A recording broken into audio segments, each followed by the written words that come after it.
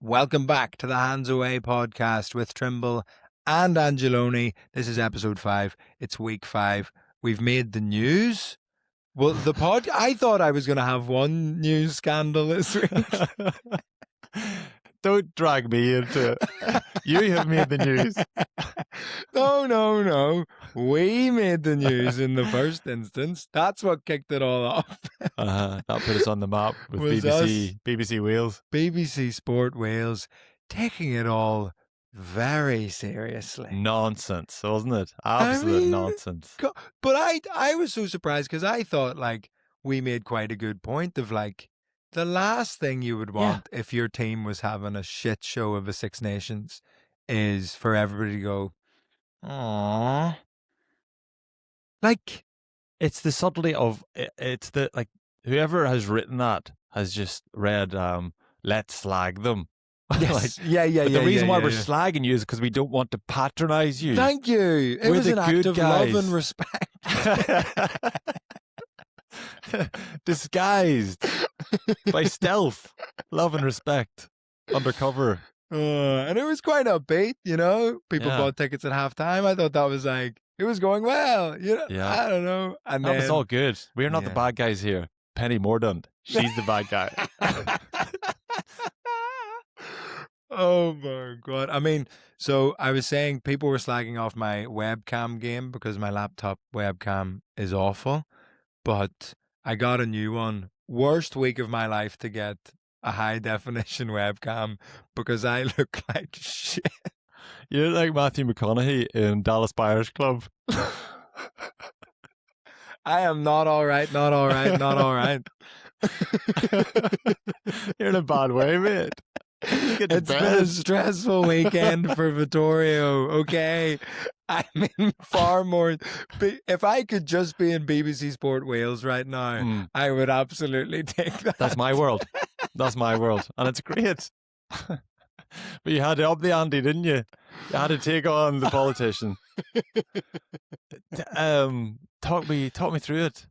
So I got booked for the last leg, probably a month or two ago, but they don't tell you who you're going to be on with other than the usual host of Adam, Alex and Josh.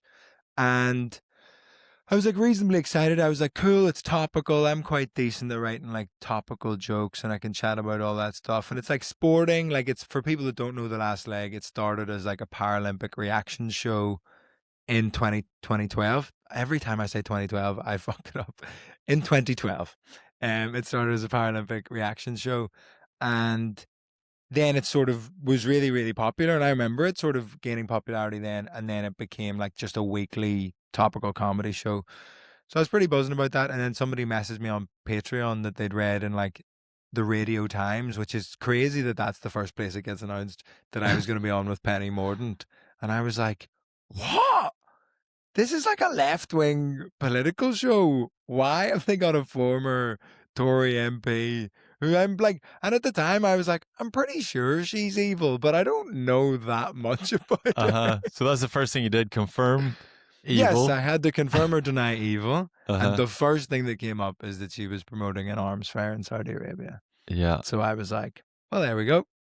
So I looked up, I used Claude, whatever it's called, Claude, instead of ChatGPT, because you get kind of better insights. It's more live. Claude, the same one that Trump and Netanyahu used. Stop. Is it? Yeah. Oh no, I'm the Penny Mordaunt of this podcast. No. So it immediately referenced you because I was looking at that funny. like everyone else, thinking, oh, she's getting hammered here. How bad is she?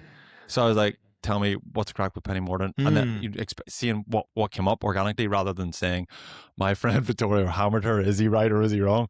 But so then you were one of the first answers. She's got criticized recently by Belfast comedian. I'm so an AI answer. Yeah. Whoa. And you're and basically, what is Penny Mordaunt like? Vittorio thinks she's terrible is the answer, basically. My review is top of her SEO. That is such a nightmare for Penny. Yeah. Oh my goodness. I think so Claude's pure IDF, is it? Jeez. Well, I just know they use it. But just because they use it, I don't know. It's not great. Yeah. But Like, They use lots of things, don't they? you know what I mean? Like Hitler drove a Volkswagen. Yeah. You're allowed to golf now and then. No, is Yeah. that not okay? But yeah, pretty crazy weekend. My phone like feels like it's vibrating with notifications. It's completely insane. I think I'm the first person ever to have a video liked by Nuts Magazine's Lucy Pinder and Hosier in the same hour. That Venn diagram crosses over. That's crazy. I'm in the middle of the Venn diagram of Lucy Pinder and Hosier. Wow. Oh my god. With all that attention, all those pings and notifications, do you get like a normal person, do you get like the fear or stress and something pops up and you're like, oh, this one's gonna be bad, or go on? Yeah, I mean, when something goes like this, I've rarely had something cut through to this degree where there's just so much discourse around like me. Number one, a lot of people saying I'm gay, which I think is like subject change. Surely. Compliments to my stylist. It's the paleness. It's the Dallas lack Buyers of sleep. Club. Yeah. But the weird thing was, like, I mean, as an overall weekend, so that was Friday night, and then Saturday morning I go on Radio 5 Live to do their like fighting talk thing, which is just this like sort of round table thing where you answer questions in a stupid way, and it's really chaotic, and I still don't really understand. The scoring's all very random, and I don't know if this is like big autism energy for me, but I found it very frustrating that every so often they would go, oh no, you've lost points for that, and I was like, what? But why? I don't understand what I've done wrong. You've asked for my opinion on something. I've told you my opinion, and I've lost points. Yeah, it's just for not being interesting or funny, or is it like something that's obvious maybe? But then if it feels like you've Googled something, they play a little like Windows booting up noise, and then you lose points for feeling like you've Googled. And I was like, for researching, for like doing my homework before the thing. Like, I don't know. Like, it's just a silly show on 5 Live. But the point is, I was sort of on there, but while all of this was like happening. Yeah. And then the clip goes out sort of just as I leave that studio, and I'm going straight from that studio to a rugby match, Haringey Rhinos versus Old Streetonians, at New River Sports Centre. And the like ETA is I'm going to arrive 15 minutes before kickoff. So I will have 15 minutes of warm up. And then I'm just playing a full rugby match. While this, like, it's a weird thing, because even when you're not on your phone, like right now, I'm like, what's happening? Something's happening. Yeah. Somebody's screaming about me on Twitter right now, either saying like, that doesn't sound like a very Italian or Irish name to me. Where is he from? And then everyone going, he's too young to have lived through the Troubles. Why is he acting like he lived through the Troubles? Like, at what point did I act like I was? So, but then 75 minutes into the rugby match. Oh, you're nearly home. Oh, I know. That's and I was playing a blinder. Oh. I was playing fly half. I was moving the ball about the pitch. We were doing well. I'd scored a try earlier on in the game, and covering across, working too hard. Their players made a break down the wing. Good solid hit, but my foot just jams into the turf. And one of those weird ones where, like, as it happened, I happened to be like looking at my ankle. And I saw my leg go one way and my foot go the other way. Oh no. And in my head I went, oh fuck. And now here is some real, number one, stupidity to even consider doing this at the level of rugby that I play. But in the moment, like in my head, I am a hero. First of all, I haven't seen the video back of the tackle. In my head, it's a brilliant tackle and sort of earned an ankle fracture off the back of it. I'm certain that when I watch the video, it will be completely pathetic. But number two, I stand up, hobble across the pitch, and play like a flanker for 3 minutes and make 3 more tackles after I fracture my ankle. How many tackles did you make up to this? 2, maybe. Exactly. Well, it's only because I didn't have the legs to defend the outside. So I was just at the fringes of like 3 different rocks, just hitting enormous guys. Yeah, usually you've got enough mobility to get out of there. Exactly, You're but I was just stuck. just stuck beside the rock. Just hitting that. And like in my head, you know the Rory Best broken arm New Zealand sequence? That's what's playing in my head as I'm playing Middlesex Merit 2's rugby. You've been inspired and you will continue to inspire the next generation. Ridiculous. I'm sure someone will be in the same scenario and they'll be like, Vittorio did this.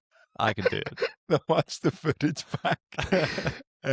So I go to the changing room there, or like to the bar, the clubhouse. They're watching the Scotland-France game. I book an Uber to the hospital because I'm like, this is fucked. I can't put any weight on my ankle. So I sort of missed the whole Scotland-France game while trying to get to A&E. I've since watched it back. And then I watched the Italy-England game while my phone is exploding in A&E. So I was 3.5 hours in A&E, and it was like probably the easiest I've ever found, like an A&E stay, just because Italy were beating England and I was like going unbelievably viral for slagging off a Tory. Yeah.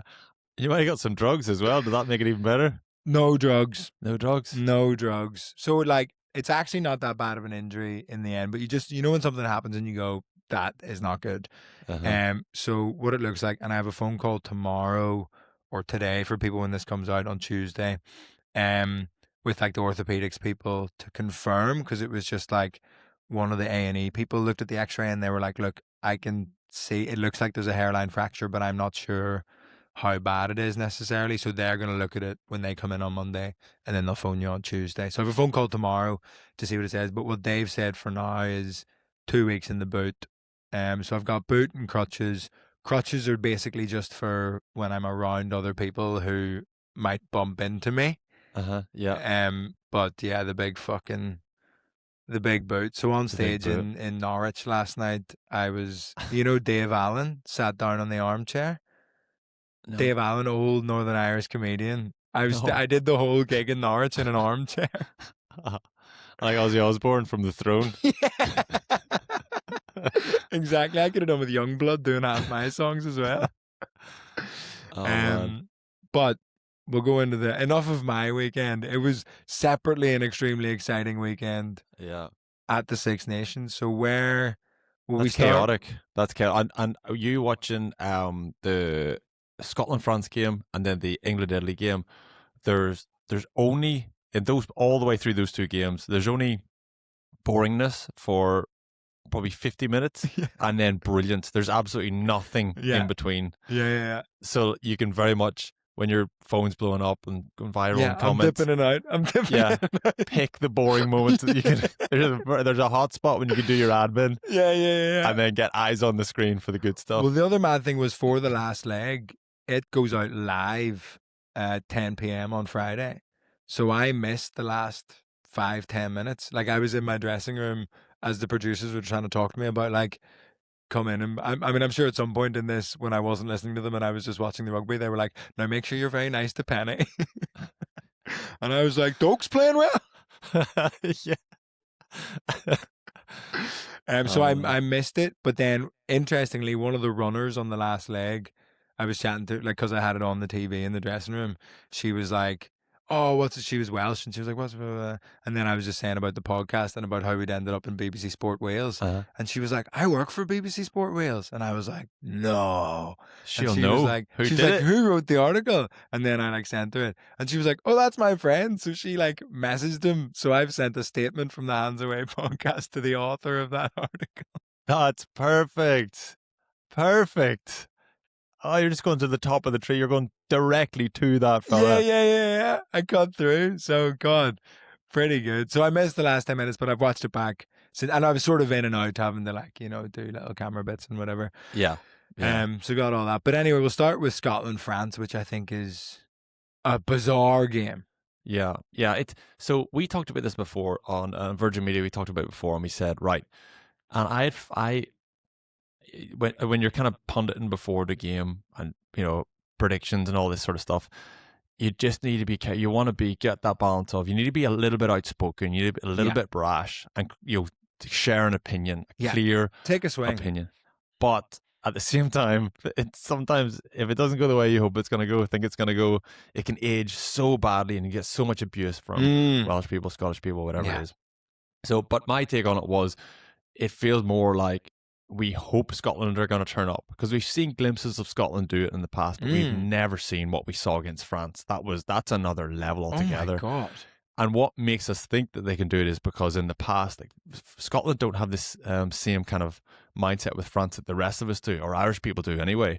So we're kind of daunted, intimidated by France, because we just know they can just light up and tear you apart, score 5 tries in 10 minutes. So Scotland don't have that for some reason, because they've gone back and forth. They've got plenty of wins against them over the last 10 years.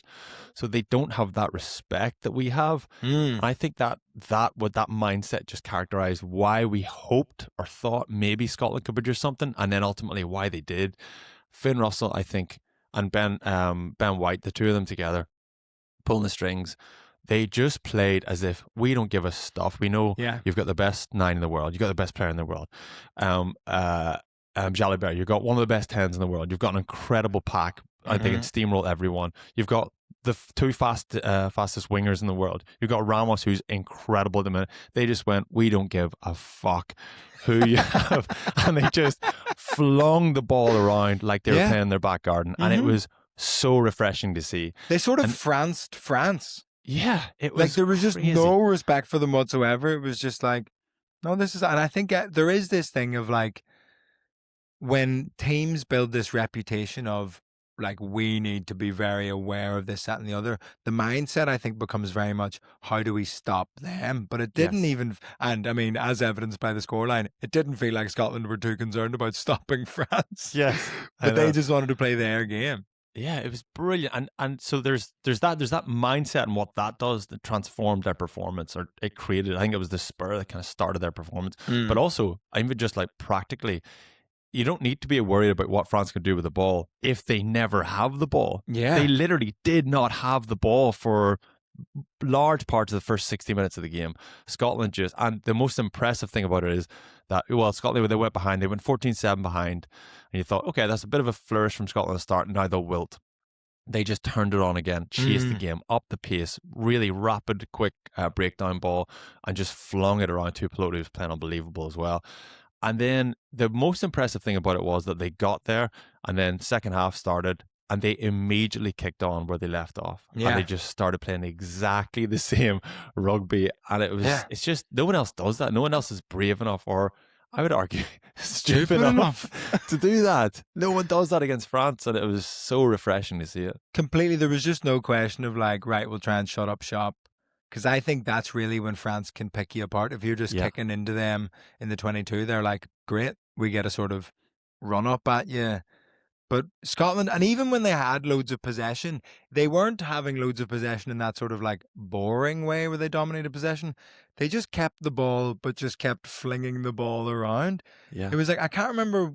Oh, I know what it is. Is it the longest yard with Adam Sandler? You know, they just start doing this play where they go whoop, and then they're just like, and it's from when the ball was really slippy, when they'd had like the hoses turned on their pitch, and they were just going, yeah, we're going to keep the ball by not letting you even try and counter ruck, because there's not going to be any rucks. Actually. There's no ruck there. By the time you get there, the ball will be gone. Yeah, completely gone. It was pure Matador stuff. It was brilliant. What was it? It felt like it just felt like a lack of respect. It just felt like. The other thing was, and then more of a kind of practical thing, you could see, I think we're seeing now what Rassie Erasmus has done with South Africa for the last 2 or 3 years. Now we're seeing everybody else do it. And I heard Gregor Townsend on a podcast last week talking about what impact can we get from Xander Fagerson. So like Lions selected tight head. What impact can we get from him? Can we get more bang for buck in the last 40 than we can in the first 40? I think the whole mindset around that has changed. So like first 40, now this wasn't exactly characterized the way the game went, but usually it's a little bit tougher. It's a little bit more physical, a little bit, everybody's fresher, everybody's more organized. And your brilliant players don't look that much more brilliant. Yeah. But if he brought him on just before halftime, I think for a scrum, and then obviously halftime, and then he had fresh legs. So he was fresh for that second 40. And you saw a huge, like, it's the best he's been for ages. Scrum went well, everything else went well. And then he brought other impact off the bench as well. And I think, it's like Gregor Townsend, same as Andy Farrell, same as loads of lads. They're just going, Rassie Erasmus has spotted this ahead of the rest of us, and now we're all just starting to do the same thing. He's literally coaching the coaches in the world. Is that when Darcy Ray went off? Because Darcy Ray started it and played well for 30 minutes and just went, good job. Yeah. Off.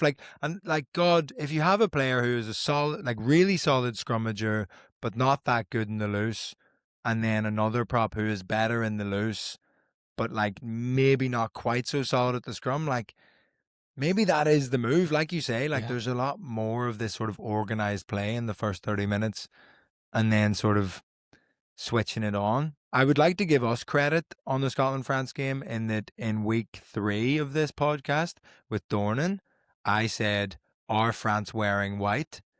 Because Scotland might turn up and have the game of their lives. And our genuine prediction was, if France are wearing white, Scotland might win. Clip it. Mate, it's going out in 45 minutes. Yeah, and Wales, it's just for the colorblind audience. You know that? It is. That's why, because the red and the blue thing. Yeah, how big in the rugby market? How much of that is taken up by colorblind people who would complain or be disappointed? It does seem to be a big thing, and I get it. You want everybody to know what teams what. I will say rugby is one of those sports where all of the players tend to be on one side and all of the other players tend exactly, to be on the other side. Yeah. So in football I would get it, even though I don't think they consider this in football whatsoever. Yeah. But rugby were just being very accommodating to the colorblind. I don't know if somebody high up in world rugby is colorblind. Yeah, I think actually someone high up in football said, if you're colorblind, this is not the sport for you. Fuck off and watch rugby, please. People have been waiting years for the first openly gay footballer. Tell you what we need, the first openly colorblind football. He'll be gay as well, that lad. Same fella. He doesn't understand the pride flag. I think it's really boring.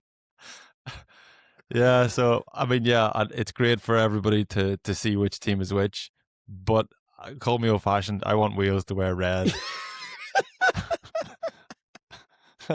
Call me old-fashioned.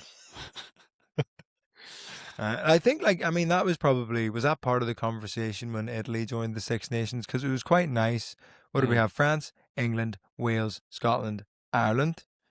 I guess France and Scotland were still both blue. Yeah. Do we think all Six Nations teams should have a completely different colour?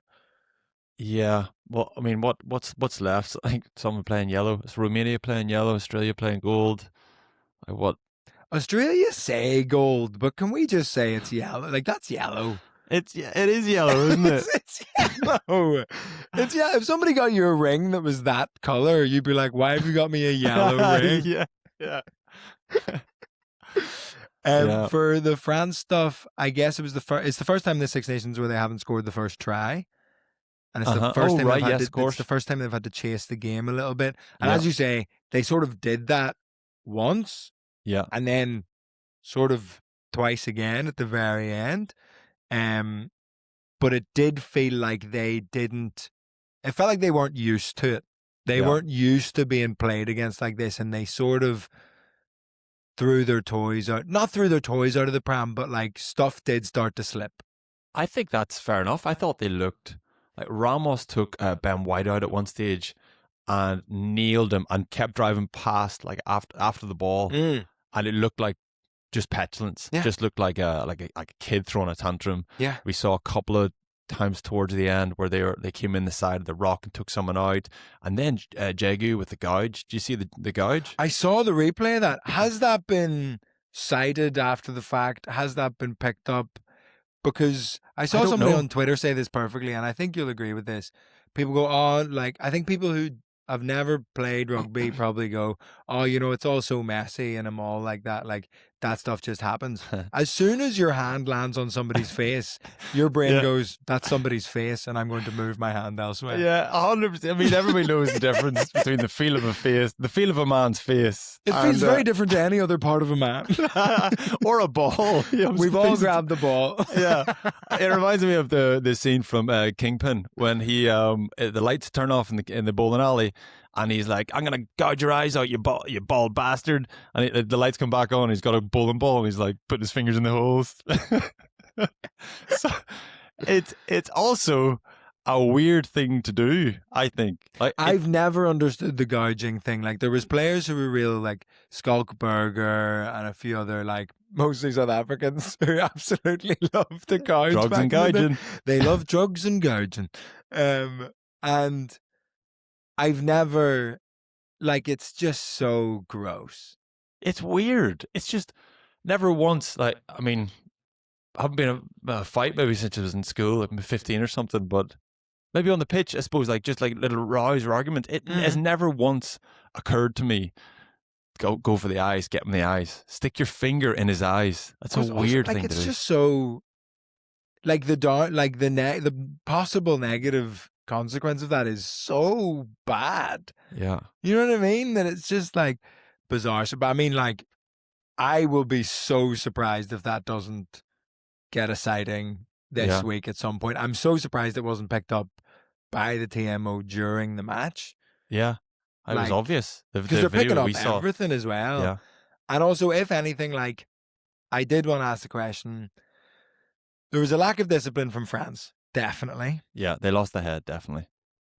I think part of them losing the head was Scotland playing very well, but also the ref was being a bit harsh or very like, you know, picky on France, I felt at moments, and I really felt their frustration.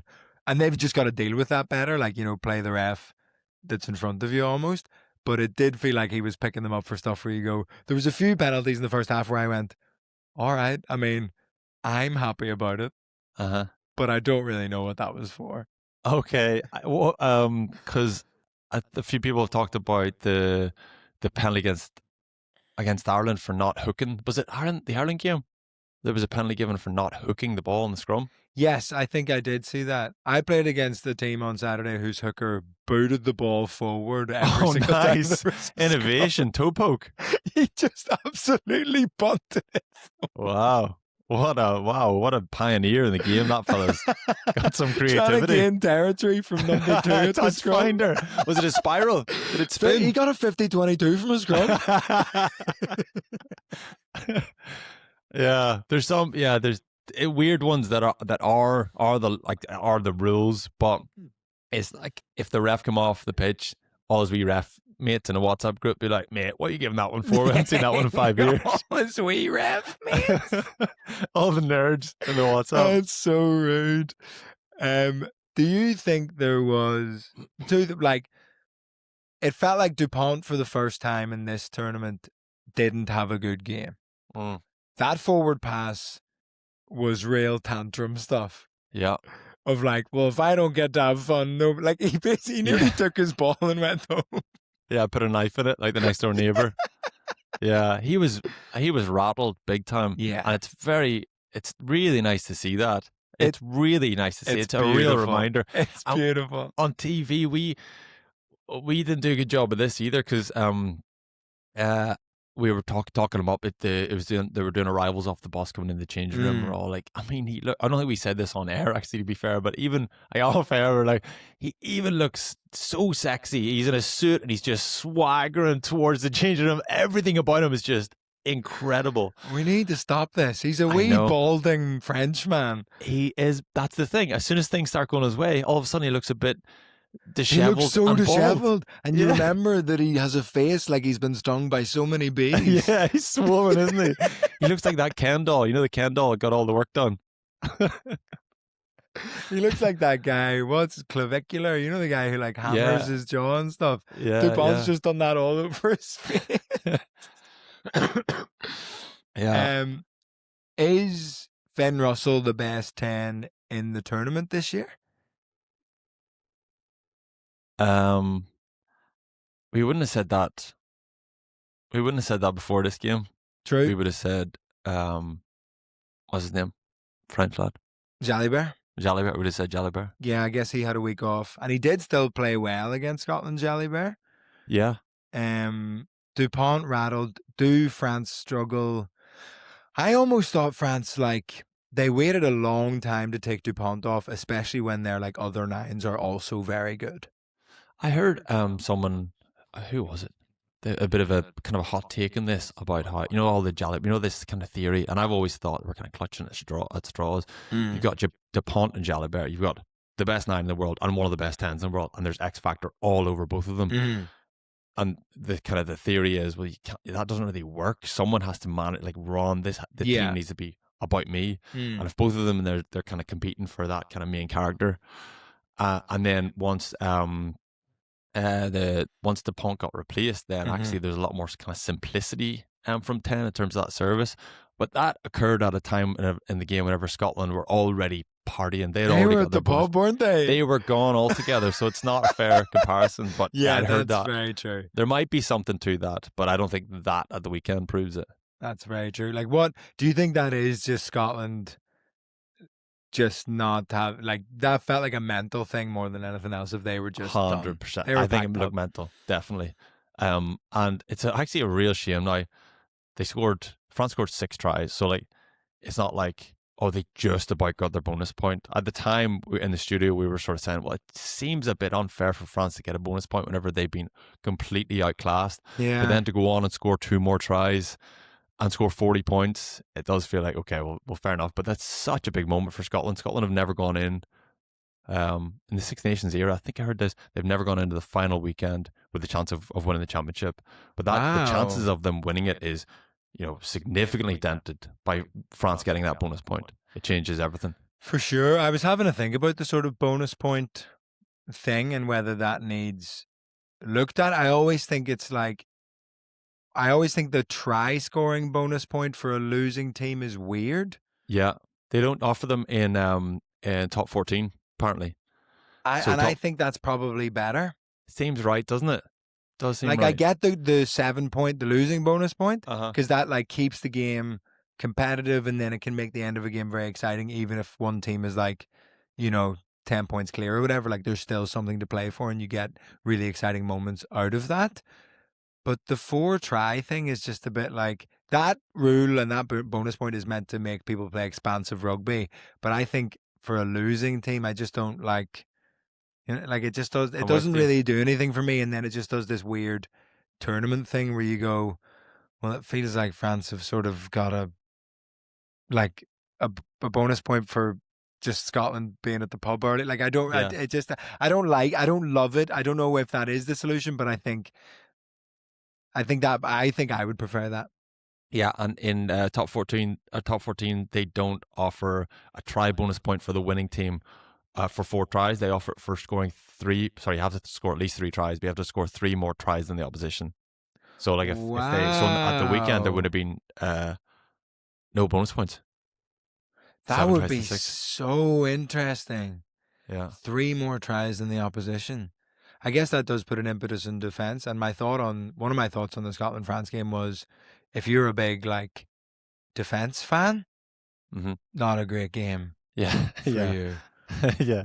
Whatsoever. Who would identify themselves as a big defense fan? What's his name? What's his name? The bald Welsh guy who's the French defense coach. Yeah. The French defense coach. He loves would it. not have liked it at all. He must have been furious. Or he's English. Sorry, he coached Wales. Yeah. Oh yes, yeah. But he, like, what it felt like is France once stuff. He must be Welsh. Sean Edwards.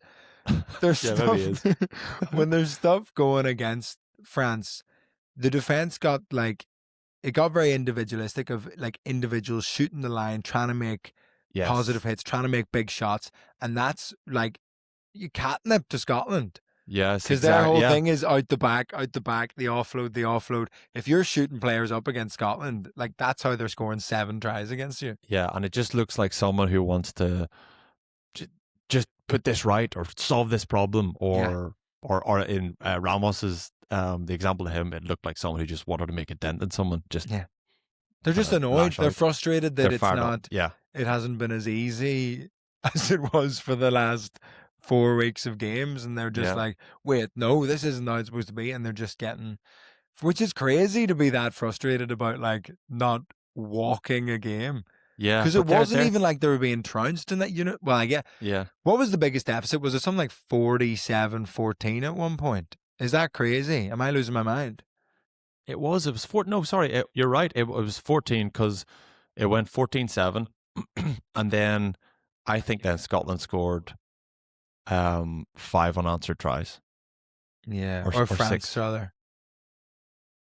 No, who? What? Sorry, no. Oh, it was 14-7. Okay, I understand that way. Yeah. And then Scotland scored 500 tries. Yeah. Yeah, and then I mean, God, 47-14 it's sort of crazy that that's come back to 50-40. Mm. And I mean, I doubt it put a dent in any of their celebrations. No, not at all. They were already celebrating. And it already happened. It already happened. Yeah. I think what I was saying about Finn Russell earlier is just that thing of like, with ball in hand and passing decisions, it just feels like when he has players outside him running lines and picking different options, it just feels like he always either plays the right pass or delays the pass the perfect amount of time, to the point, like if none of them are on, he just waits until one of them becomes the option and somebody commits, and then he gives that pass at the very last second. And it seems like at the minute the form he's in, he just always makes the right choice there. Yeah. I feel like he's always behaved like that, and I feel like everybody else now knows him so well and reads him so well. Yeah. There's been 1 or 2 times when he's held the ball and held it and held it, and he's waiting for someone to come out of line and they haven't, and it's like they're just kind of playing chicken a little bit or something. And he holds his nerve, and then eventually then someone comes out and he just ends up like Jack Dempsey was on his shoulder at one stage. And I remember thinking, Jack Dempsey's got him out of jail there, because he should have given it early. Otherwise, he's going to get hit late. He's going to be behind the rest of his teammates. Jack Dempsey just popped up. Now, if that keeps happening, that's because, same thing happened with Darcy Graham a couple of times. He's on his shoulder. He's got that little shadow play, and it's a lovely play, and it's really deceptive. And then he's just like Deportier, the French 13, just lunged at him a couple of times, and then he just goes, well, yeah, it's the Matador again. It just leaves it up and just tricks him. It's so clever. But I do think it's as much Finn Russell has pioneered that style of play. Yeah. And it's the rest of the guys now that they've got that shape, then they're just seem to be reading them. Tuipulotu's so good. Hugh Jones is really good. I mean, that mid 10, 12, 13 axis has always been very good, but Ben White added a huge amount to that the weekend as well. And then Graham and Stain played absolute blinders. Stain's flying at the minute. It's crazy. What was his injury in the end? So this is the thing. They brought on a stretcher. You could hear it in the ref's mic. They said, "Oh, bring on the wee stretcher buggy," and I was like, "Stretcher buggy, is that what we call it?" First of all, stretcher buggy. Where's the stretcher buggy? The ref's like, "What's a stretcher?" It's going to be like mobility assistance vehicle or exactly, something. Yeah. There's a wee stretcher buggy there. And then it turned out he was interviewed afterwards, and it was he'd strapped up his quad. I think he said it was a cut. He'd been split open on his quad, which that's what the interview kind of suggested. Oh, then that's okay. Yeah, because I was worried that like he might not get his like end of the tournament when he'd had such a blinder. Yeah, in that game, there was one point where the commentator was very rude about him, where he was like through, and I wrote it down. The commentator said, he said like, "No way, has Kyle Stain got the legs." And then he just did. He had the legs. I thought it was so rude of the commentator to be like, "No way, he's getting past anybody." Who was it? Was it ITV or BBC you were watching? Would have been BBC, Scottish guy, like main commentator. Chris Patterson? No, maybe. No, I don't. Does Chris Patterson do like main commentary? I think he does like the main. Sorry, right? Yeah, okay. I can't remember his name, but Andrew Cotter might have been Andrew Cotter. Yeah, that sounds right. And it was just brutal. That's tough, yeah. I was like, why have you said that? Yeah. Just be like, no way. I bet you any money. Put the mortgage on it. No chance. No chance. The opposite of O'Gara. No chance. He's fucked. He's fucked. Scotland. Any final thoughts on Scotland, France? I'm interested to see what that means for next week. Yeah. It does feel like Scotland are a bit more of a worry, and this is my first and only Six Nations game of this tournament that I will be attending. So I am, I would say, reasonably concerned that I'm not going to have the fun day out in Dublin. Yeah, that I was hoping. 100% loss. 100% loss rate of the Six Nations, and then I'll be to blame as well, as we were about to be to blame on Friday night. Yes. Oh, I was nervous watching that. We get on to that. We'll get to that. Yeah, I feel like Ireland have beaten Scotland 11 years in a row in the Six Nations. Not all of those 11 years were Scotland a little bit cock a hoop, but definitely 2 or 3 of them. They either came to Dublin or at home. They kind of felt like it hasn't quite clicked for us, but we've shown glimpses that we put an 80-minute performance together. We should be better than Ireland. Never has that argument been stronger than it is now.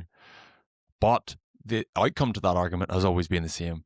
Ireland have always got the better of them. And I don't think there's been that many times whenever Scotland have backed up that type of performance 2 weeks in a row.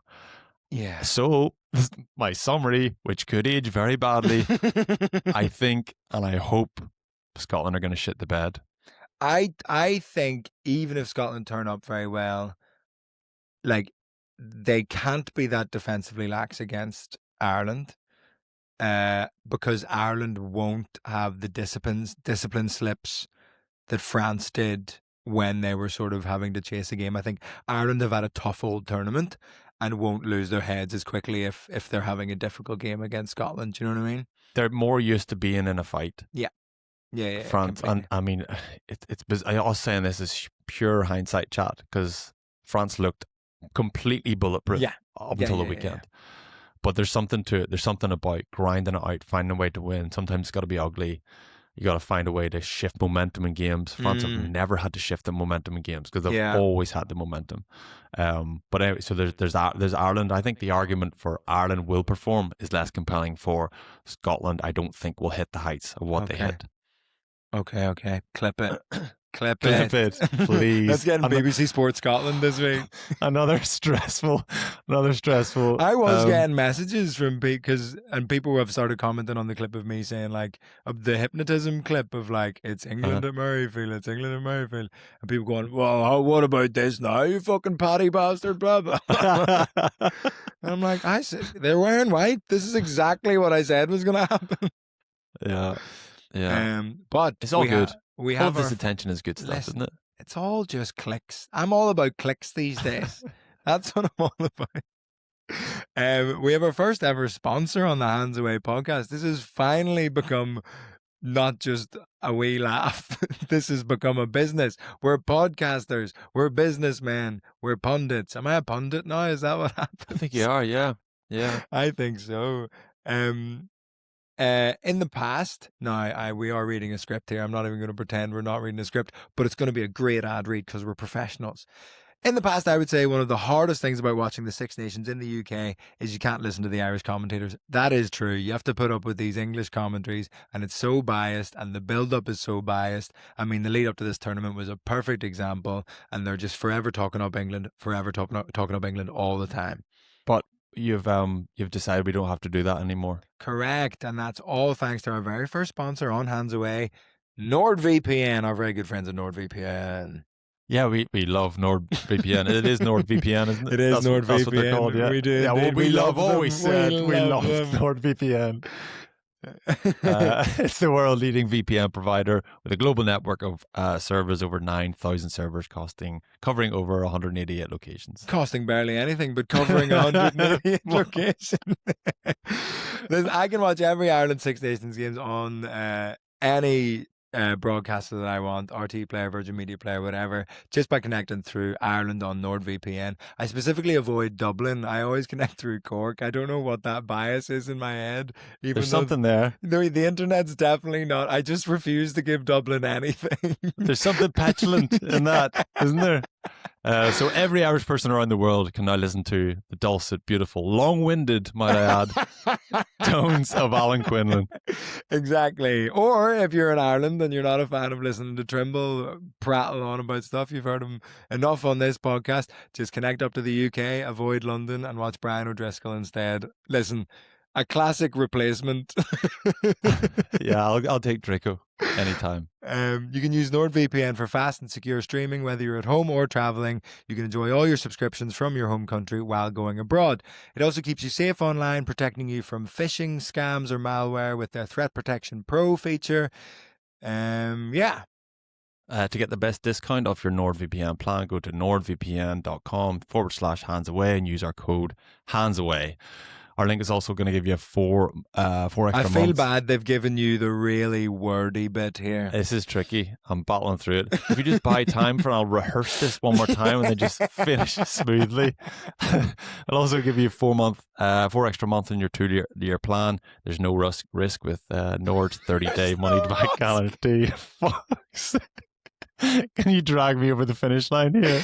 And the link is in the podcast episode description box, if I remember to put it in the description box, but it will be there. The code again is hands away to get an extra 4 months on their 2-year plan. We got away with it. We've got a sponsor and we smashed it. You're carrying me here. God, that was... Oh my goodness, it's so bad. So bad. This is supposed to be my brandable podcast. The other one is impossible for sponsors to get on board with. This is supposed to be useful. Will we crack on to Italy versus England? Yeah. The most, like the Ireland-Wales game, which we'll come on to later, it was stressful, particularly for two people who called Wales absolutely shite on Instagram the day before. But Italy-England, oh my God. So boring for long periods. So boring. But just heartwarming. Just amazing at the end. And there were moments in that game where you just went, that is amazing. And both of them revolved around Menicello and unbelievable player Monteoani. Menicello, the first try was, it was like he just ran out of patience. And he said, okay, we're doing all this like fussy kind of phase play and shaping and out the back. And he just said, that's enough. And he just ran hard between two fatties. And just, he's like, that's enough. Hard between two fatties. Why are we wasting time with all these rucks? Why don't it's real Happy Gilmore where he's like, I'm just going to try and get it in the hole next time. Yeah. He like flips, it cuts to the coach and he flips over his flip chart and it says, run hard at two fatties. It's like, that's exactly what I did. How do you say that in Italian? You should know, surely. Run hardo at two fattos. Due fattos. There we go. Yeah, but he was, Menicello was just, he was everything that England weren't. And he was that spark. And Italy, I honestly think that is one of Italy's worst performances in the Six Nations so far. This is the thing of like, Italy played quite badly, had some great moments, and like very cool to see Italy like grind out a win from a bad performance. Yeah. But also, good God, England. Like, is this proper like crisis talk time for England? It is, yeah. It definitely is. It already kind of was. It's just the heights and all the expectation all coming in and whatever, 11, 12 wins on the bounce and the momentum they had, and it all has just gone so badly wrong for them. Yeah. And they tried, I've heard a little bit of chat this week around, that Borthwick, the way he wants to play and the percentages and the spreadsheet and the data and the kicking game and all that sort of stuff. And that's how you win test match rugby. But it just feels like you need more. And it feels like you have to provide something that's a little bit more inspiring. Yeah.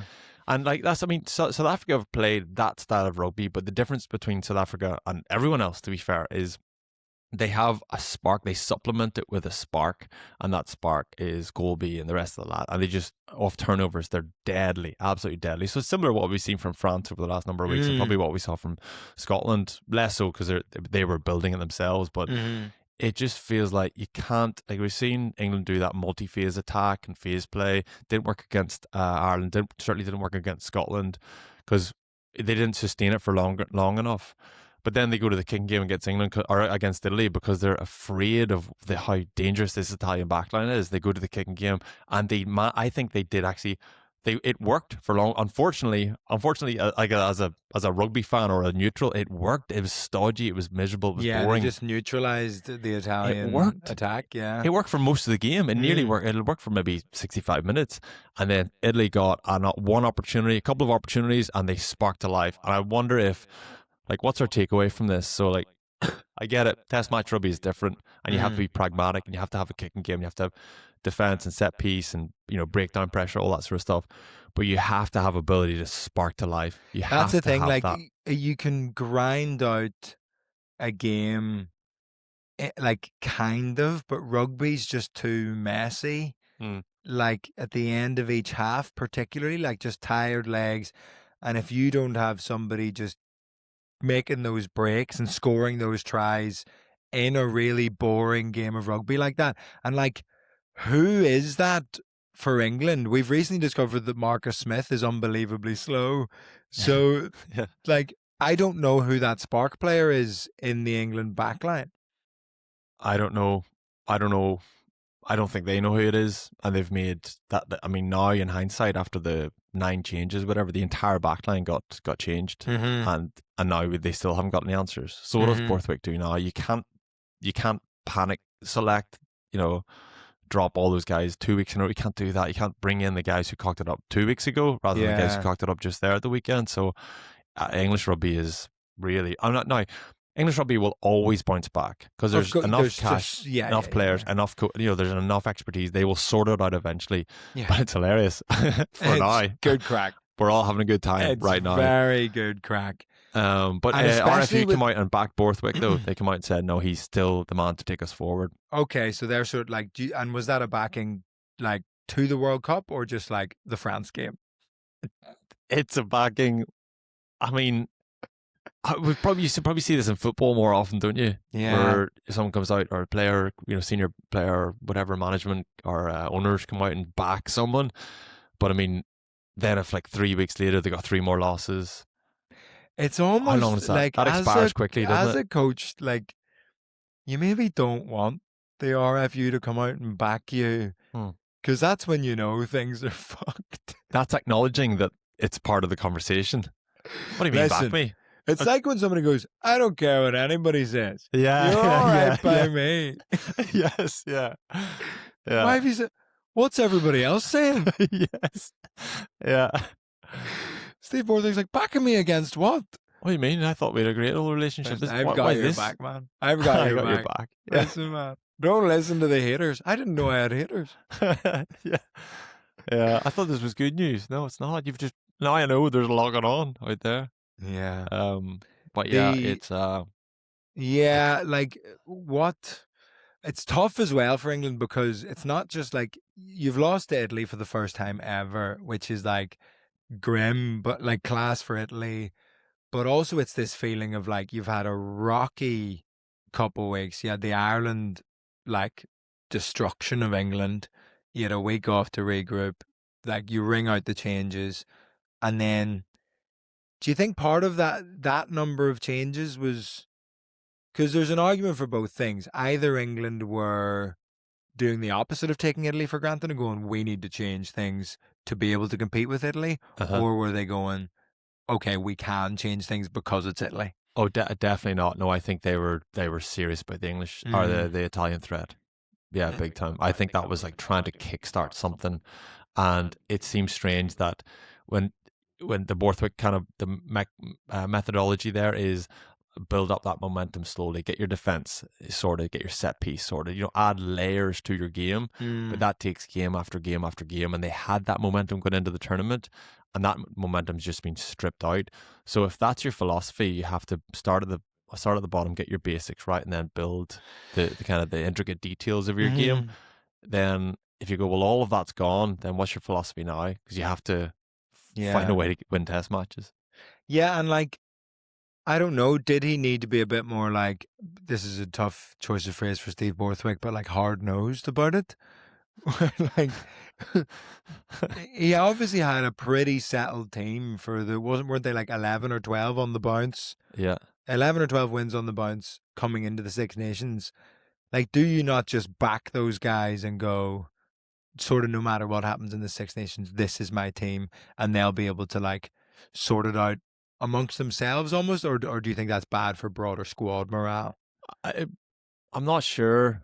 It wouldn't have been great for squad morale, but he's probably thinking, well, after Scotland, I stuck with them, and then after England or Ireland at Twickenham, then he's maybe thinking, well, if I stick with the same guys 2 weeks in a row, then I look soft and I look pathetic. And if they don't do the job again, then it looks like, well, I should have been more ruthless. I should have turned things around a little bit more. But he's done that, and then now this has backfired. as well. So it's At hard what to know. point in that the 2 weeks off, or like the 1 week off, but you sort of have 2 weeks of prep for the Italy game? At what point do you think he makes that decision or tells people that decision? Because it's almost like if you're bringing in that many new players, you would want that extra time to like Yeah. work with those guys and play with those guys. So do you think that's a call he's making in the first week, or do you think that's still as late as it normally is? He may or may not have announced it in that week, but it probably would have been obvious from training because, as you say, they would have had to got reps in different Yeah. positions and bring those guys in. And yeah, there's no way to disguise that because it's so obvious. Well, actually, it mightn't be that obvious because the whole backline's different. So I could have just looked like the guys in the bibs could have Yeah, looked yeah, like yeah. He was just like, no, let's wear bibs today for yeah, no. exactly. You might have got away with it. Usually, it's pretty obvious from training. You may or Yeah. may not announce it internally, but everybody kind of gets a bit of an idea as the week goes Yeah, on. they go, let's do a team run. And they go, well, you haven't announced the squad. Right, Yeah, but we all know. just for the crack, Yeah, let's have Finn Smith at 10, shall we? yeah, Do you like I'm aware boring game, exciting moments. Menoncello arriving is like, and this maybe isn't a good comparison because the Italy team generally are better, but I think Italy have always had like one player who is their like standout that the team sort of pivots around, and it was Parise for years and years and uh-huh. years, and obviously he was in a pretty shit team, but is Menoncello that guy where when Italy are having a stodgy, rough game where they're being a bit neutralized, where he can just do something insane like he did against England? Yeah, Menicello does. So Parise he had moments of brilliance, but those Mm. moments of brilliance from a number 8 are never, like running It's from not a halfway. try. Yeah, it's not Yeah, a try. it's different and it's inspiring, and he was amazing. Parise was amazing, carried that team. So arguably, he had a kind of tougher kind of hill Yeah, to climb. yeah, for sure. But Menicello does seem different. Seems very very special, and he's got the grunt, and he's got like he hits hard. He gets over the ball. He makes turnovers. He does everything, and Yeah. he's got incredible pace and X factor as well. So he's kind of got it all. I would argue Menicello just feels like Parise's got some horrible. He's lost more international games than anybody else, or maybe it's more Six Nations games. Like he's got the record for the most Test match Of course defeats. he has. But it's Because so he was annoying. It's first so name on the unfair. team sheet for the Yeah, worst team in the tournament yeah, for what? Pushing 15 years, maybe? yeah. And he carried the team. And what does he get Yeah. for it? The least successful international rugby player of all time. But It's isn't it so true? unfair. I think I can't remember, but I think he could have declared for France Oh, really? and like didn't because he's like, Yeah, no, I'm Italian. yeah. And God, like, there was that point where it was like everybody just look at Parise and go, yeah, he probably starts for every team in the world. What a nightmare for that guy. Capuccio is the same. He's French qualified as well. Oh, And really? yeah, Menicello is going to Toulouse next year. Imagine That's that, Toulouse. interesting, actually, because what's been cool about Italy is like so many of them play for Italian teams, Yeah, which is quite rare. I think historically, like the Italian star players have always been playing in the top 14 generally, but this feels like a change. And I think it would be, there's obviously way more money in French rugby than there is Italian club rugby, particularly. But like, I don't know, Italy will never be able to have that like residency rule where like, or mm. like that you have to live there or have to play for an Italian team to play for Italy because that just wouldn't work. Yeah, But yeah, I think it would be a shame that as they get better, the Italian club sides almost get worse, if you know what I mean. yeah. And there used to be a good few Kiwis and Aussies and Saffers in that Italian side. And I don't know if they were like residency lads or I if think it was they often like grandparents yes, and bits and bobs. Yeah, yeah, yeah. So Monty Ioanni's probably he's Aussie, isn't he? yeah, I don't yeah. Or think like there's I don't think there's that many. which is There's not that many so other ones. so exciting, given that like every other team basically in the Six Nations has some kind of like Yeah, Pacific Islander or Kiwi or South African that's like in and amongst the team. Like it feels like an authentic sort of boost from the yeah. ground up for like Italian rugby. Brilliant. I mean, it's amazing for Italian rugby. It's amazing for rugby in general and the Six Nations This now. is the thing of like 2 weeks ago, you're going, listen, it's quite a cool Six Nations in that like anybody can beat anybody except for France. But now you go, This is the most competitive Six Nations I think I ever remember watching. Yeah, it has been brilliant, absolutely brilliant. And yeah, like where do you go from here? But I mean, the weekend we kind of had that. We were seeing the games through that lens. Don't forget how unpredictable this is. But I still thought France and England would win. Yeah. Don't forget how unpredictable it is, but you still fall for it. Yeah, we've got to go completely rogue with our predictions at the end of this episode. Yeah. Speaking of, at the end of this hour-long episode, we're about to hit an hour, and we're about to go into the final game, as we have done every single episode. I think we should claim this as an 80-minute podcast. As a rugby podcast, that works. We should stick to 80 minutes. But I do like the idea that we call it an hour-long podcast, and it literally not even once ever has been an hour long, even when there was no Six Nations games. I'll get a yellow minute. I'll get a 10-minute in the sin bin, a yellow card for mispronouncing every word in the ad read. And then it's just me podcasting for 10 minutes. Yeah, I just shrug in silence. Ireland Wales. Personally, as a podcast, we got away with one. Mm-hmm. Yeah, how nervous were you watching that?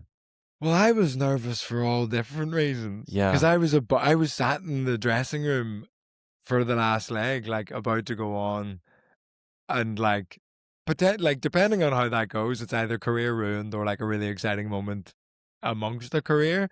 And it turned out too soon to tell, really, but like I think quite an exciting moment amongst the career. So I was like sort of watching the rugby, but also trying to prep like the jokes that I'd written, and then do the whole thing, and like, but. I would have just loved if Ireland had scored like 3 tries early, and I could go, okay, I can just prepare for this thing. But I was just pulled in all different directions. I'm delighted to hear that, because I assume, like, because you're going on live TV to take on a Tory politician, like you got bigger fish to fry. Whereas I was in my world, I was like, oh, Welsh rugby supporters are going to hate me. I was like, everyone's going to hate me. Yeah, exactly. Yeah. So the stakes are so much higher for you. But yeah, I think our response was appropriate, as we've already discussed this. And as the game went on, I did think a number of times, I thought if Ireland could just get on top here, I think Wales will probably wilt. And they just clung in there, and they showed a lot of fight. I think Wales were significantly better. And we said this 2 weeks ago, that Wales were significantly better against Scotland, and they've took another step forward. Defensively, they were tough, physical. Oh my goodness. They battered some lads. Like Tadhg Furlong got hit so hard a number of times. And these are our big ball carriers. Like Conan was getting knocked back, Kelleher was getting knocked back, Furlong was getting knocked back, and you're going, oh my God, like where have these Welsh players been? Yeah, I know. They were out to prove a point, and they proved that point. They were tough. And it wasn't in that French way of like individuals trying to make shots or like take shots at people. Like it was very organized, and it was very disciplined. It did look organized. Yeah, I thought there a lot of line speed, good decision making, shot up when it was appropriate, and just they stifled us. They stifled it, and we probably coped with it well for long periods. And then we need to talk about the Rhys Carey try. I mean, no matter, like, you can be wearing as much green as you want to wear. That's a buzz when you're watching it. Yeah. The big grin on his face. Yeah, we loved it. Everybody loved it, didn't we? What is it about rugby people love the little man hitting hard or the fat guy running fast? Yeah. Is there something about that? We just surprising. Yeah. And he can't believe it. He couldn't believe it. He was so excited. Pawed Balakoon out of the way. One of Balakoon's only negative moments of the whole tournament is just being pawed out of the way. What I will say, and I would love to get to the bottom of this, whose fault is the Carey try? I don't think it's Balakoon's fault. Yeah, it's not entirely not his fault. Yeah, I get that. He could solve that problem. There's maybe 3 ways that problem could be solved. Tadhg Furlong could tag on, work harder, although he looked spent. He looked so tired. Oh my God, that's a man who's been injured for a few weeks and isn't quite back at it yet. Yeah, he looked exhausted. So he'd obviously decided in his head, Killen Doris went after the ruck a little bit as well, so he shortened our whole defensive line. And I think that could be a bit of a Leinster thing, just being a little bit too interested in the breakdown, trying to slow down the ball. So he got kind of stuck in there just as the ball left. So that was a bad decision from him. That meant Tadhg Furlong had to turn in a little bit, a little bit more to make up. He was never going to make it up. Balogun probably should have realized that he had a mismatch on his inside and he wasn't going to get the support on the inside he needed. So he could have sat on him straight. And then the other one, Jamie Osborne, who's kind of closing the gate, they call it, just outside Balogun. Yeah. He could have told him, I've got last man, just That's sit. the thing. Yeah. And it felt like a comms problem more than it is like, because there wasn't necessarily, like, I don't know how it'll come out in the stats. I'm not calling that Balogun, like, I'm not calling that a missed tackle from Balogun. I hate missed tackles. The number, the stat, I hate quoting it. It's so misleading. It doesn't really tell you how someone defended. Because Ringrose has the most missed tackles, I think, in the tournament. Yeah. And that feels harsh because he's often kind of going for these he shoots up and then it does stop the man and somebody else probably like completes the tackle. But you're calling it a missed tackle when the guy has taken no steps after the impact. Yeah. And he's like stopped him in his tracks and stopped the attack in its tracks. It's like, functionally that kind of is it, like it is just sort of a useless statistic in some way. Yeah, it is. And not like Ringrose isn't perfect. No. But he's not someone who kind of cares or is concerned or manipulates his own, like his data, like his tackle statistics. He's like a goal kicker that, kicks everything from the touchline. He's or is happy to take 3 points even though he's maybe not that comfortable with it. Yeah. So yeah, the missed tackles stat is a little bit misleading. Because to me, I think Balogun, I know what you mean, but I think for him to close that in, he needs the call from Osborne. Yeah. To be like, I've got outside man. And then, because Balogun, like, great tackler, but is going to need to put everything into stopping Carey there. Yeah. Although I will say, it's bonkers that he caught the ball at a standing start. Carey did he? Yeah. Really? He is not moving when he catches the ball and he runs 25 meters and scores. That fella got there was something came out there about him. He got a bit of a hard time from WRU or some S&C coaches, or there was some feedback that he wasn't professional enough for the environment. Like he's basically too fat or too unfit, or his diet's not good enough. He's too slow. Bro's flying. I was like, this lad, that lad out who's just burned Balogun. And Osborne. Well, Balogun caught, like, that's the one thing I'm very frustrated with Osborne about is like, Balogun made the ground back up after having to do sort of a 180 and being pawed out of the way. Osborne has to be getting closer there, surely. Yeah. Balogun did actually really well to get to him. Balogun did a burpee and then I just bounced straight back up and still managed to catch him as he's crossing the line. Also, the paw from Rhys Carey was quite disrespectful, I thought. It was in his back. That man is not trying to tackle you, just run past. He's pawed him in the back. Good try, mate. Yeah, very dismissive. You go that way, I'm going this way. Yeah. That was, Penny Morden did a similar thing to me on the last one. She tapped you in the knee, didn't she? No, she like put her hand, she was like, don't think so, sweetheart. Sweetheart. Rhys Carey called Balogun a sweetheart on the way past. Oh, class. Yeah, I think it is a mixture of things. I think my first sort of culprit is Furlong, but I don't know how much he had in the tank at that point. Yeah. And then it's Osborne, and then it's Balogun. Yeah. In my opinion, if I had to rank the three closest players for that glorious try. Soft thumb. Big soft thumb energy. Interesting. One of our hopes from last week going into the Ireland Wales game is that we would see Doak playing, and we got twice. We saw him twice. He got 2 caps at the weekend. He looked good, didn't he? He did look good. He looked settled. He looked like the ball was coming quickly off the breakdown, and kicking was like they're just like it's not like he was unbelievable. But he looked very good and very like stable. He looked the part, looked like an international 9. Yeah. I thought looked really good. Yeah. I've actually heard, I bumped into someone, one of the Ulster players on the way down the road, the Alba Green, and they were saying actually how Doakie's obviously been in the squad training with them, and obviously this is the first game he's got, but even just being in the squad and then coming up for that for the follow week when he was playing against the Ospreys.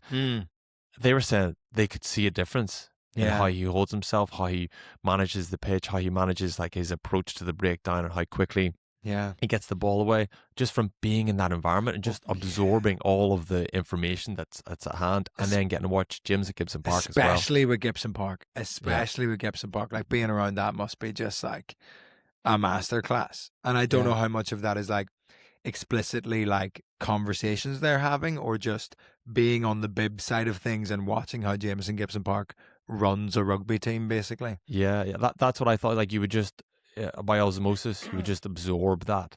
But I do think there was a few times he took him aside and said, "Have you considered this, or look at this, Yeah. or here's something that you could maybe bring into your game." That's amazing to see how quickly that has impacted him. And not that he has needed to step up. I think this season he's been really, really good. I think he's been pretty good for a long time. Just this season, I thought he Yeah. stepped up. And then just recently, just his behavior, he looks like a leader, looks composed, looks like a Test match 9. And what could be quite exciting for him is that Crowley doesn't seem to be able to kick off a tee. Yes. Yeah. Because I've sort of been proven wrong if I thought this is just Crowley, a couple yips of still feeling like he has to prove himself at 10. But it does feel like, and I'd maybe like to dig into maybe the statistics more, like what are everybody's kicking percentages off a tee, but then you have to get into that where are they taking the kicks from Mm-hmm. type of thing. But I do think, and no harm to Craig Casey, who's been like grand when he's come on, but I just don't think has been like great. I think it's hard to look past if we're looking quite far into the future to the World Cup as an option off the bench, as someone who can play 9, 10, and 15, Doak can probably slot in at. At a push, I'd say, yeah, But at least 9 and 10. 9 and 10 reasonably comfortably at Yeah, 10. comfortable at 9, reason like an option at 10 if worst Yeah. comes to worst type thing. And I think more importantly, if Crowley or Prendergast or whoever or Harry Byrne or whoever it turns out to be or any number of other 10s that might end up like you just don't know, are having a bit of a shocker. Like if he comes on in the last 20 minutes for Gibson Park potentially and can just go, I'll slot these Mm-hmm. Yeah. to close out a game. That's Give everybody. unbelievable. It would. I think it would give everybody a lift. And easily, the game of the weekend, Crowley could kick 100%. Grant, no, he could fix this. I'm sure it could be easily solved, but just kind of the confidence to know this guy has done this for a long time. His kicking numbers, his kicking percentage has been high for a long time. Mm-hmm. There's a lot of assurance from that, and actually it can even allow you to play a style of rugby, get penalties, go 3-6-9. We don't do that very well, but introducing that into your game would be another string to a bow. Explain 3-6-9. Just kind of building that scoreboard pressure of playing a little bit more rugby than you maybe would in round halfway. You kind of squeeze a cheap penalty out of them. We used to do this with Ulster when Rian Pino was kicking for us. Yeah. And the best example of it was in Munster in the quarterfinal, 2012, I think it was. And we just picked off a couple of cheap penalties in Thomond Park against Munster in round halfway, and he went 3-6-9, and all of a sudden then we scored. Craig Gilroy scored, and we were I think we went 16-0 up, and it just felt like that was quite easy to get that momentum on the scoreboard. Because penalties around the halfway line, like some teams it's an automatic right touch. Like I think Scotland, that's always we're going for the corner. But if you have somebody where you go, you're very motivated to in and around that halfway line, like work to get a turnover or like go for the jackal and try to get that penalty in and around there. And if you can just pick those up, like you say, it's very demoralizing for the opposition. All of a sudden, you've got a mountain to climb, and you have to change the way you play and chase the game and play more rugby than you'd want to play. Now, that example is 3-6-9 is not a great example for Nathan Doak because he'll be coming on later in a exactly game, more than likely. Yeah. Although I do think Gibson Park, where he had an absolute worldie against England, I don't think it was his best game in an Ireland shirt against Wales. Yeah, he didn't get the same speed of ball at the breakdown. All that, it's all circular, isn't it? If your pack aren't quite as much on top, if you're not winning collisions, then you don't have as quick a ball. I do think he was a little bit.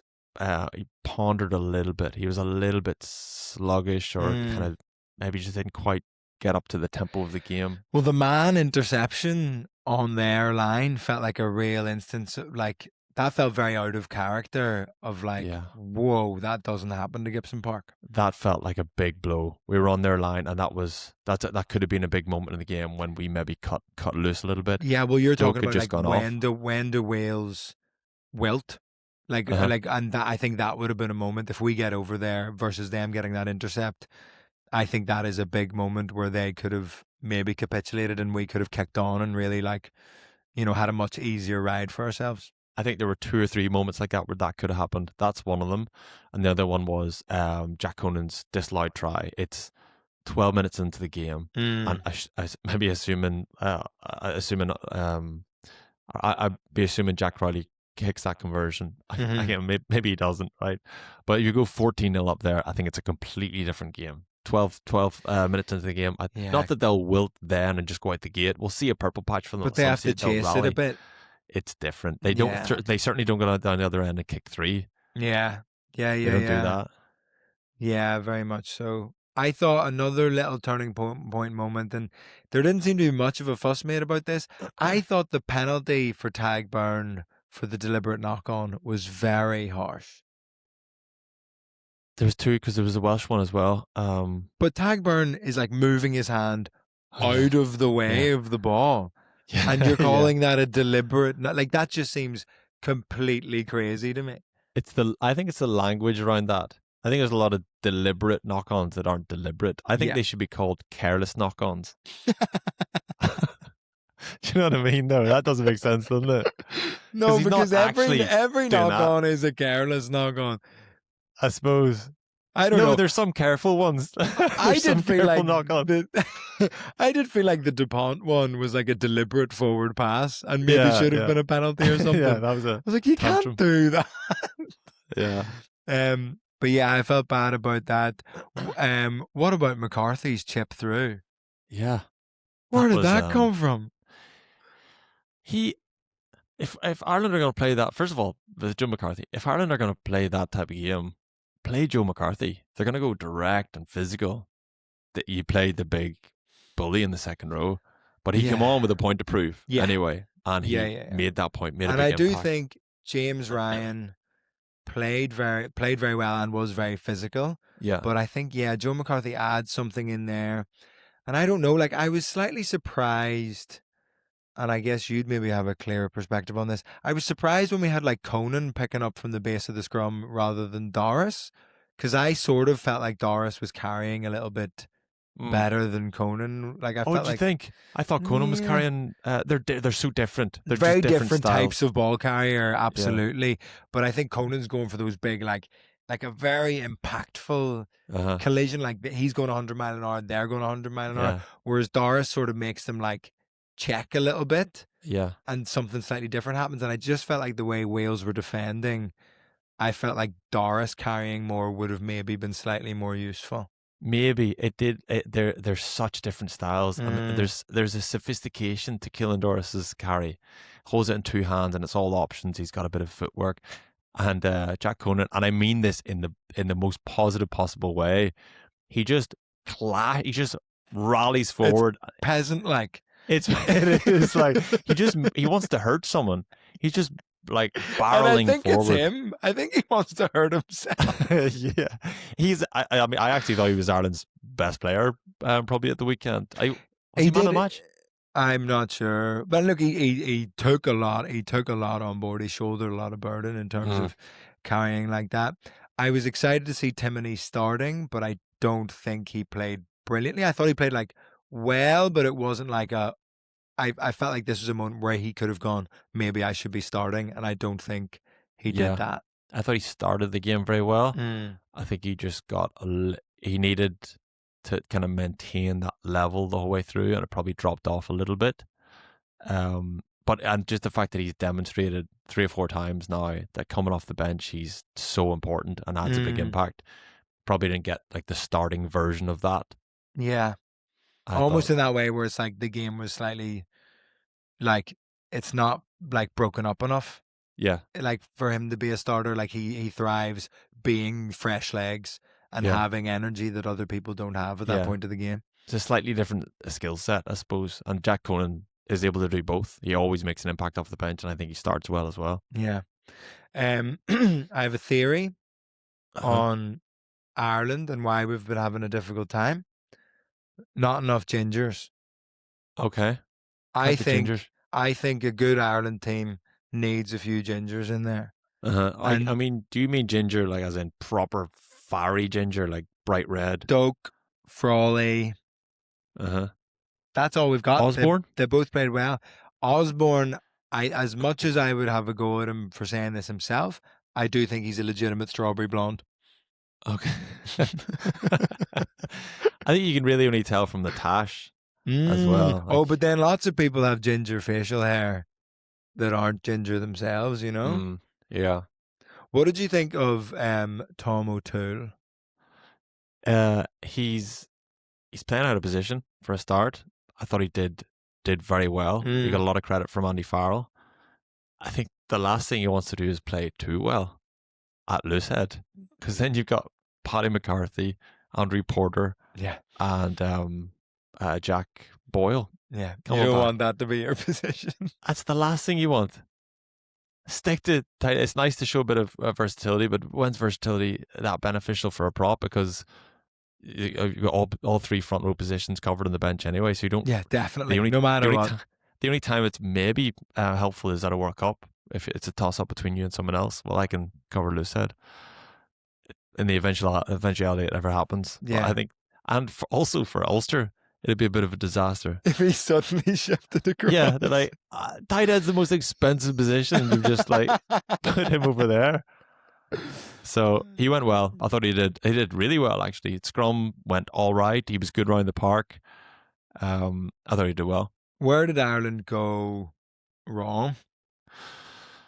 I wonder if they maybe just got the mix of playing a little bit too much rugby and then maybe kicking at a not quite the right time, and then they didn't quite get as much change in the air as they had at Twickenham.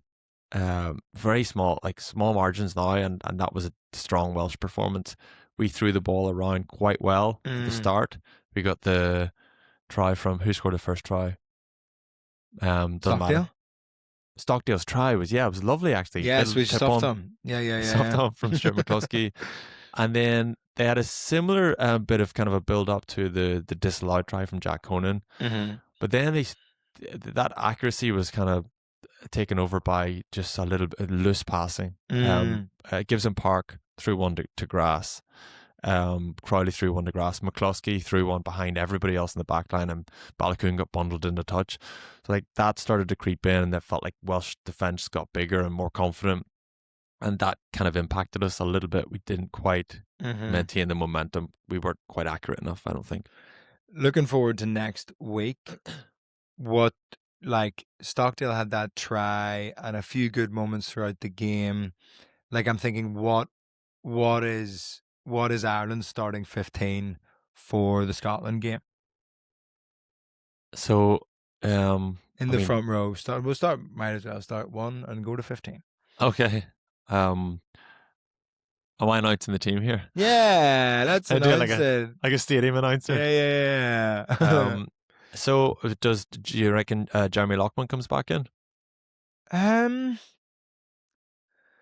Yeah, I think so. I think that's probably the good move. I think Scotland are strong up front, and you just want everybody sort of playing in position, don't you? Yeah. Dan Sheehan comes back in. I think Sheehan back. I think we did miss a bit of mobility from him. Gallagher was decent, but I think Sheehan has that sort of X factor. Yeah. That I think can really make a difference. And then a tight head. I mean, Tag looked tired, a little bit tired. I mean, do you bring in Finlay Bealham there maybe? I'm surprised we've seen so little of Finlay Bealham. Yeah, there's not enough corn rolls on the pitch, I don't think, in general. We need more gingers and more potentially cultural appropriation in the hairstyle. You could argue Finlay Bealham has ginger corn rolls. There we go. This is the solution.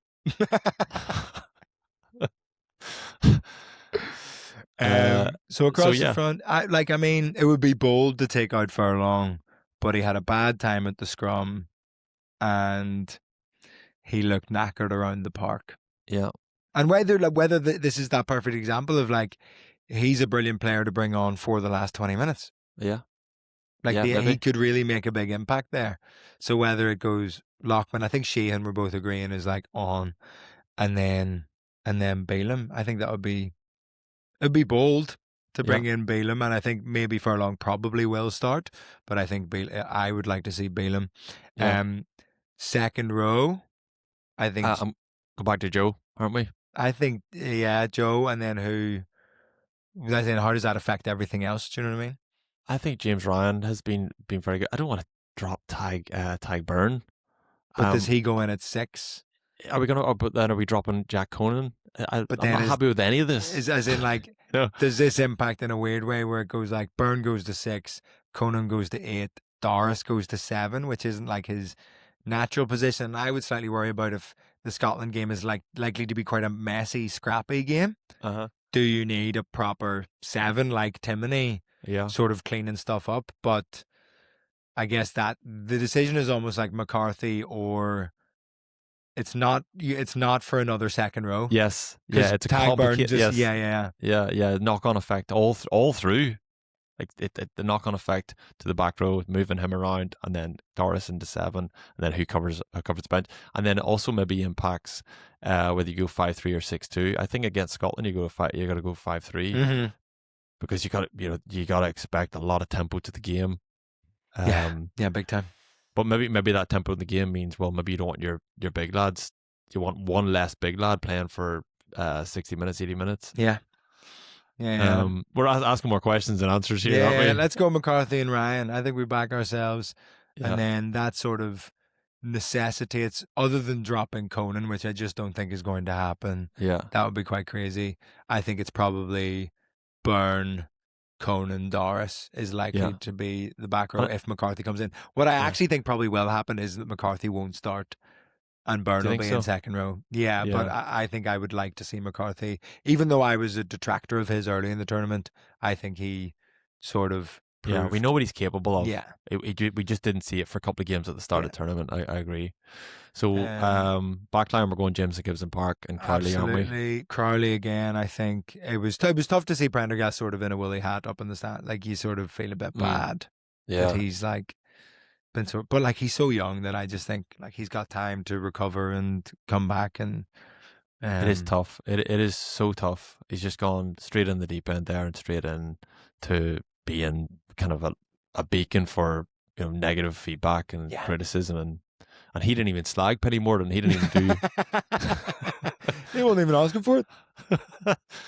So we're going. Yeah, actually, most of the backline picks itself. Maybe are you thinking the left wing? We're thinking either Stockdale or Tommy O'Brien. I think Tommy O'Brien has made more of a case for himself over the course of this Six Nations. It's probably a little bit. I'm not even sure about this, but the assumption is that there's a little bit more pace, and we'll need pace the weekend. We just haven't seen Stockdale with space, or he hasn't created enough space to show us that the pace is still there. You know what I mean? Yeah, he's the one thing I would say about Stockdale is he's fit as a fiddle. He's the sort of lad who could cope with a harem-scarum game, Scotland flinging the ball left and right. He could cope with that quite well. Although there's every reason if you're going to go 5-3, you could have Stockdale on the bench. You'd have a clearer idea of like defensively. Who do you think's better between the two of them? I think Tommy O'Brien would be considered better. Like most people would think that. Pretty physical, pretty tough, hits hard. Jacob would have got criticism. Is that helpful with a lot of Scotland's sort of danger men in the centres and on the wing? Yeah, I'd say so. Like that little wraparound play with Finn Russell getting the ball out the back of Hugh Jones from Tuipulotu. That's the shape we're going to see over and over. Yeah, I don't think there's a weakness there, but the perception would be that Tommy O'Brien would be probably a better defender. Tommy probably performed better in the air, although that's probably going to be less of the game this weekend, just because absolutely, just the nature of the way Scotland play. But I think he did better at Twickenham probably than Jacob did at the weekend. Although Jacob did well, kind of redeemed his aerial performance in Paris a little bit. Yeah. But again, the context there at the game in Paris, like Adesogbe is incredible in the air. Lubia Buriz gets so high, Tougher and assignment, isn't it? yeah, so it's a lot of this is there's asterisks all over the place. Yeah. But I do feel like Tommy O'Brien will probably get the nod. Centers. Yeah, we're going McCluskey. I'm going McCluskey and Ringrose anyway. Yeah, I think I can't see anything else happening but McCluskey and Ringrose. McCluskey is one of the first names in the team sheet at the minute. I still have a question mark about like where Ringrose is at, whether he just isn't that spark player that he maybe once was with ball in hand, or whether the game's changed a little. Like I don't know, but I just maybe it's because I have such a lofty idea of what Ringrose is capable of that I've been slightly underwhelmed by him this Six Nations. But like even on an average day, he probably is like a brilliant player to have in there. Yeah, I feel like I feel kind of similar. I'm a big fan of his. I really like the way he plays. He's so tough. I love his toughness. He's so physical. He gets thrown around the pitch and he just bounces up like it's nothing. I love that about him, and I love how he takes risks in defense. I love what what he adds to us in defense. It's not always perfect, but I think it's just a change of picture.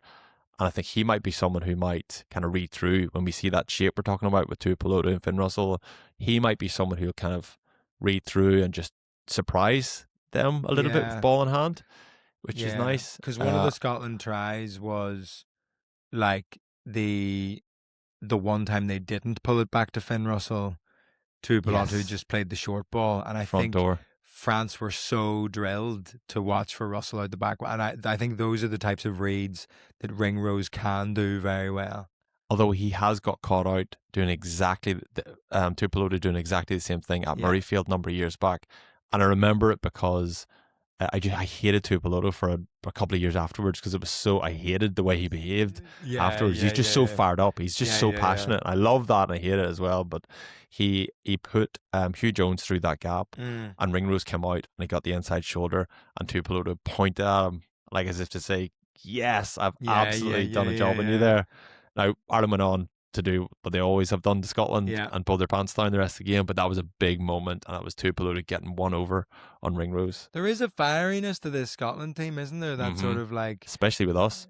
Yeah, but even with Dupont, they were really up in his face, and you know Dupont wouldn't shake hands after the game and all that. Like, oh really? Yeah. So, God, my brain is fucked. The Scotland Nine's name, Ben White. Ben White. He like sort of did like the Scott Brown, the football player, like basically squared up to Dupont after one of the Scotland tries, which is like I think as a nine playing against Dupont, like you really want to like prove a point, and you really want to rattle his cage, and you really want to like get one over on him, and then at the end of the game, and it was a bit of a weird one because people are saying like Dupont refused to shake hands. It was in the tunnel where like handshakes don't normally happen, like so like Scotland were like doing a tunnel for the France players to walk through, and White like stuck his hand out to shake Dupont's hand as he was walking past, and Dupont was just like no.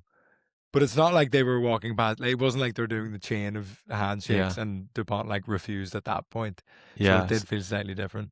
That's kind of an apology from White, then, isn't it? Yeah, to be like, oh, hey, sorry about that. Listen, these things happen. Bad game, Yeah. So Balakoon, I think nailed on. I don't think there's any question about that. Yeah. And then 15, Strawberry Blonde. Gotta be. Yeah. Gotta be. I think Stockdale would like to think he's probably in that conversation, but I think he is more in the conversation on the wing, more than likely. And I don't think we've been too soft unbiased there. No, I don't think so. In fact, I mean, if anything. If anything, actually, we were a bit free state-ish. Yeah. Pretty bad from us, actually. Yeah. Predictions. We have Ireland-Scotland. I think Ireland do it against Scotland. We've already sort of predicted that one. We have Wales against Italy. This is tough to call this, actually. Yeah, where is it? Sorry. In Cardiff, I believe. Yeah. You know what? Cardiff. I think Wales will get a win. I would quite like, as much as I've been so excited, like at how well Italy have been playing. It would be very cool to have Italy have their highest like finishing place in the Six Nations, which they can, I think, only get if they win against Wales. But I think for just the it would be great for the sort of story of this tournament where it really was one where anybody could beat anybody at any given moment. I think for the benefit of that, I think let's say Wales get one over on Italy. Yeah, we predict with our hearts, don't we? It's not a head game. It's a heart game. It's a heart sport. We're in for the heart. Although this last prediction will challenge that. Yeah. My heart is torn. Yeah.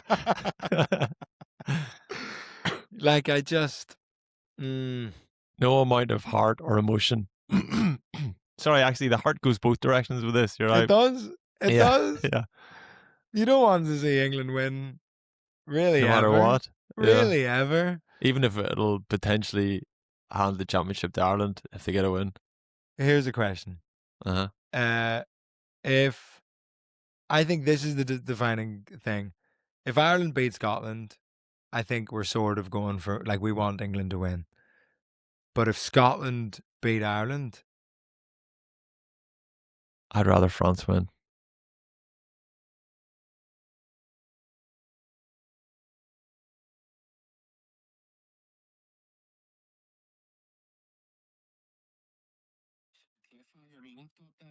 That was, honestly, I thought you were just being dramatic for make a point. Don't know if it's.